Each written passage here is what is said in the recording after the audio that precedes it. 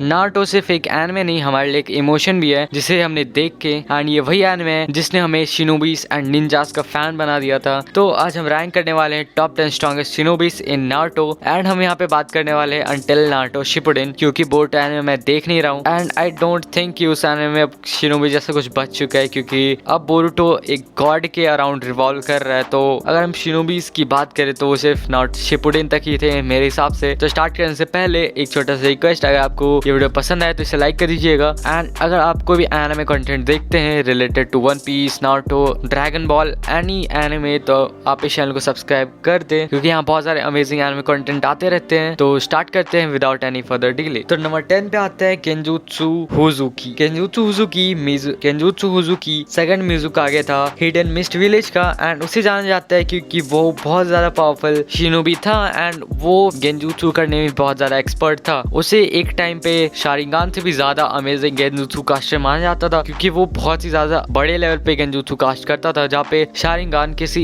एक टाइम पे गेंजुत्सु पे डालता है अगर वो नॉर्मल लेवल के शारिंगान है। बट होजुकी एक टाइम पे बहुत सारे लोग को एंड होजुकी एक टाइम पे एक पूरी आर्मी को गेंजुत्सु में डाल सकता है। अगर आपको याद नहीं है तो ये वही स्टाइलिश क्लैम्प वाला बंदा है जिसने पूरे यूनाइटेड शिनोबी फोर्सेस को एक क्लैम्प के इल्यूजन में फंसा के बहुत देर तक बिजी रखा था। तो नंबर 9 पे आता है मू। तो अगर मू की बात करें तो वो सेकंड सुजिकागे था स्टोन विलेज का या हिडन स्टोन विलेज का, एंड ये बहुत ही ज्यादा अमेजिंग एंड बहुत ज्यादा पावरफुल शिनोबी था। अगर आपको याद नहीं तो ये वही कैरेक्टर है जिसने माद्रा को समन किया था बैटलफील्ड पे, एंड वो जो पट्टी वाला बंदा था जिससे सब स्केलेटन समझ रहे थे ये वही बंदा है। बट अगर हम इसके पॉज की बात करें तो ये पहला पार्टिकल स्टाइल यूजर था, एंड इसी ने पार्टिकल स्टाइल को क्रिएट किया था। इट मीन्स कि इसने सीख लिया था किसी भी मैटर के पार्टिकल को कैसे मैनिपुलेट किया जाता है एंड उसे पूरी तरीके से कैसे खत्म किया जाता है, एंड ये बहुत ज्यादा पावरफुल चीज है एंड ये उसे डेफिनेटली नंबर 9 पे लेके आती है। एंड नंबर 8 पे आता है हमारा बच्चा चुराने वाला कैरेक्टर यानी कि Orochimaru, and Orochimaru one of the 3 legendary sannins में से एक है जो कि बहुत ज्यादा पावरफुल है, एंड वो इतना ज्यादा पावरफुल है कि उसने कई बार डेथ को अवॉइड किया है। जब हमें कभी भी लगता है कि ओरोचिमारू अब मर चुका है पूरी तरीके से, वो किसी की बॉडी फाड़ के बाहर निकल रहा होता है, एंड उसने परफेक्ट तो नहीं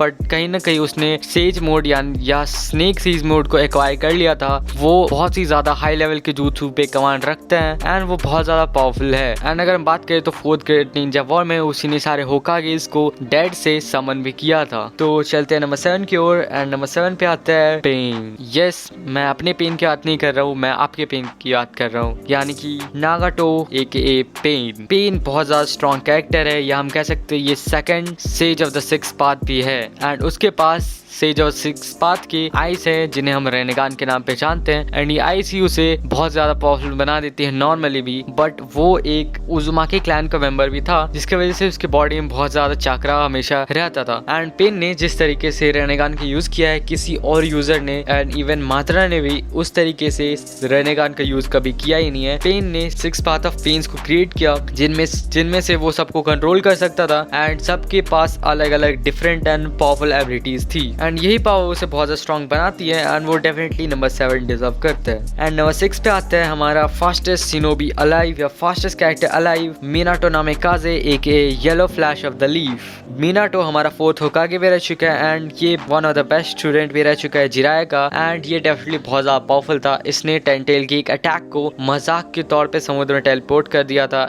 ये फ्लाइंग राइजन में सेकंड होकागे से भी ज्यादा पावरफुल है, जो कि मैंने 4th ग्रेट निंजा वॉर में देख ही रखा है। इसने मौत के बाद आते ही जस्ट कुछ सेकंड में कुरामा के चाकरा मोड को कंट्रोल कर लिया था, जिसे नारुतो करने में सालों लग गए थे। एंड मिनाटो बहुत ज्यादा पावरफुल शिनोबी था एक स्टोरी, एंड एक टाइम पे उसने एक बार पूरी की पूरी आर्मी को भी खत्म कर रखा है एनिमे में, एंड ये सारे फीट एंड मिनाटो जितना स्ट्रॉन्ग एंड स्मार्ट है वो डेफिनेटली नंबर 6 पे आते ही है, एंड वो ये प्लेस डिजर्व करते हैं। एंड नंबर 5 पे आते हैं हमारे God of the shinobi Hashirama Senju. तो हाशिरामा हमारे फर्स्ट होकागे थे लीफ विलेज के, एंड उन्होंने ही क्रिएट किया था hidden leaf village, and Hashirama ही पहले यूजर थे ऑफ वर्ड स्टाइल, जो कि बहुत ज्यादा स्ट्रॉन्ग है क्योंकि इसने 9 टेल प्लस माद्रा को डिफीट किया हुआ है एंड इजीली डिफीट किया हुआ है, बहुत ज्यादा स्ट्रॉन्ग वर्ड स्टाइल का ही। एंड अगर हम हाशिरामा के पावर की बात करें तो हाशिरामा अपने मजे में अपने फ्री टाइम में टेल्ड बीस्ट को हंट किया करता था, जहाँ पे उन्होंने ही जितने भी टेल बीस्ट थे उन्हें कैप्चर किया था एंड अलग अलग एक एक नेशन को बांट दिया था, एंड वहीं पे 9 टेल हमारे हिडन लीफ में आया था, एंड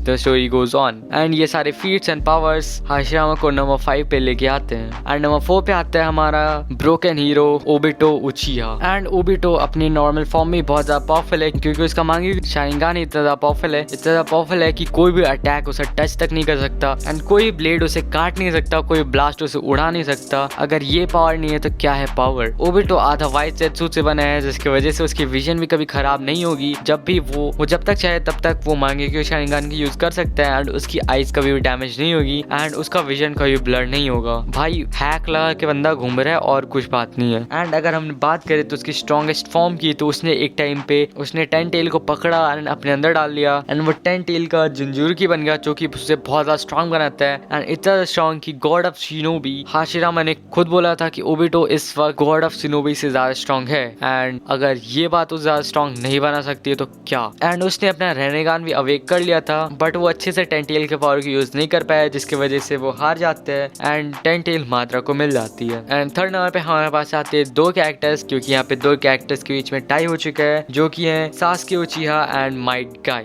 माइट गाई बहुत ही ज्यादा पावरफुल कैरेक्टर है and Sasuke उचिहा definitely second main character है तो वो पावरफुल होगा ही। बट माइट गाई आपने उनका पावर देखे रखा है, उसने 10 टेल माद्रा को कुत्तों की तरह मारा था एंड सास्के उचिहा अभी तक बहुत ही ज्यादा स्ट्रॉन्ग कैरेक्टर है। इवन इन बोरुटो में भी वो बहुत ज्यादा स्ट्रॉन्ग है। बट अगर हम नारुतो तक की बात करें तो उसके अगर फीट्स की बात करें तो उसने एक पंच में मीटियोर डिस्ट्रॉय कर रखा है एंड उसने इताची को हराया है। बट मैं जानता हूँ कि वहाँ पे इताची खुद हारना चाहता था बट हारा है। उसके पास इटर्नल मांगी की शारिंगान है, उसके पास रेनेगान है एंड वो ओरोचिमारू का चेला भी रह चुका है। तो ये सारे फीट्स उसे बहुत स्ट्रॉन्ग बनाते हैं। तो ये दोनों टाई करते हैं एंड डेफिनेटली प्लेस थर्ड पे डिजर्व करते हैं एंड प्लेस थर्ड पे आते भी हैं। तो नंबर 2 पे हमारा मेन कैरेक्टर नारुतो उजुमाकी। तो नारुतो अगर हम स्टार्टिंग की बात करें तो बहुत ज्यादा वीक था बट वो एक टाइम पे विलेज का हीरो बना एंड एक टाइम पे पूरे वर्ल्ड का हीरो बना एंड बहुत ज्यादा पावरफुल बन गया। एंड अगर हम पावर की बात करें तो उसके पास है 9 टेल, उसके पास उजुमाकी क्लैन का एक्स्ट्रा चाक्रा भी है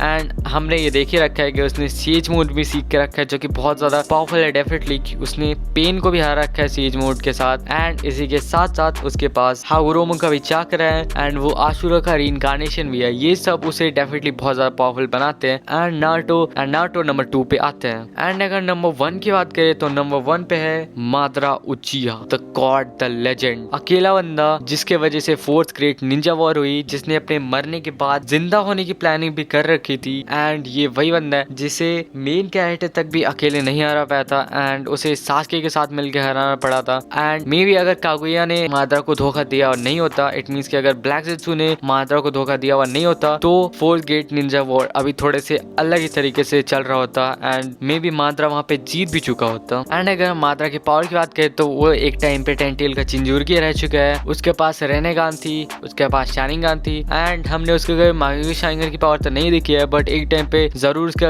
मांगी शारिंगान भी रही होगी एंड उसने हाशिरामा सेल्स को अपने अंदर इम्प्लांट करवा लिया था जिसकी वजह से उसके पास wood style and sage mode भी आ चुके थे in 4th great ninja war and ये सब उसे सबसे ज्यादा स्ट्रॉन्ग बनाते हैं। एंड इन सब के साथ साथ ही is the ghost of Uchiha and definitely Madara number 1 पे आता है। मेरे लिए तो हमेशा नंबर 1 पे रहेगा। कितने ज्यादा स्ट्रॉन्ग कैरेक्टर्स आ जाए या कितने ज्यादा एलियन कैरेक्टर्स आ जाए, गॉड कैरेक्टर्स आ जाए, बट मेरे लिए माद्रा हमेशा टॉप पे रहेगा। तो आपको क्या लगता है, आपके हिसाब से कौन सा ज्यादा स्ट्रॉन्ग है, मुझे कमेंट बताइए। अगर आपको वीडियो अच्छा लगे तो उसे लाइक कर दें एंड अगर आप इस चैनल पे नए आ गए तो इसे सब्सक्राइब भी कर दें। तो हम मिलेंगे नेक्स्ट वीडियो में, तब तक के लिए थैंक्स फॉर वॉचिंग।